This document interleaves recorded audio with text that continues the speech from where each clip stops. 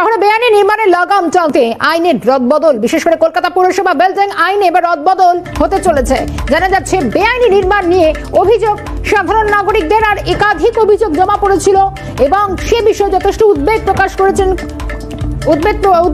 করেছেন বিচারপতিরা। কলকাতা হাইকোর্ট যথেষ্ট এ বিষয়ে তাদেরও পর্যবেক্ষণ গুরুত্বপূর্ণ। এবার কলকাতা পৌরসভা বিল্ডিং আইনে রদবদল হতে চলেছে।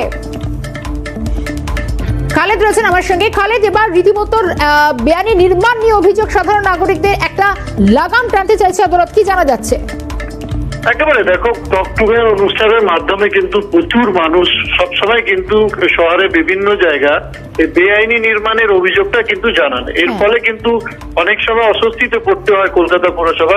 তার কারণ অনেক সময় যে অভিযোগটা উঠে আসে সেখানে কলকাতা পৌরসভা কর্মীদের এক অংশ এবং তার পাশাপাশি পুলিশের এক অংশ মিলিতভাবে কিন্তু এই ধরনের নির্মাণের সঙ্গে যুক্ত থাকার একটা অভিযোগ বারবার ওঠে।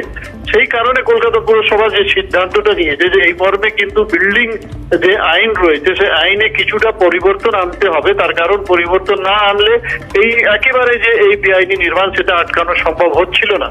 সেই কারণে কলকাতা পৌরসভার মেয়র এবং পৌর নগর উন্নয়ন মন্ত্রী ফিরহাদ হাকিম তিনি সিদ্ধান্ত নিয়েছেন এবং এই মর্মে তিনি একটা কমিটিও গঠন করে দিয়েছেন, যেখানে এই কমিটিতে পুরো কমিশনার রয়েছেন, ডিজি বিল্ডিং রয়েছেন এবং নির্মাণ বিশেষজ্ঞরা রয়েছেন এই কমিটিতে। এই কমিটির মাধ্যমে যে খসড়া তৈরি করা হয়েছে সেই খসড়াটা আগামী বা এই চলতি যে বিধানসভা অধিবেশন চলছে সেখানে পেশ করা হবে এবং এটা পাশ হয়ে যাওয়ার পরে এই আইনটা কিন্তু প্রণয়ন করা হবে শহর জুড়ে।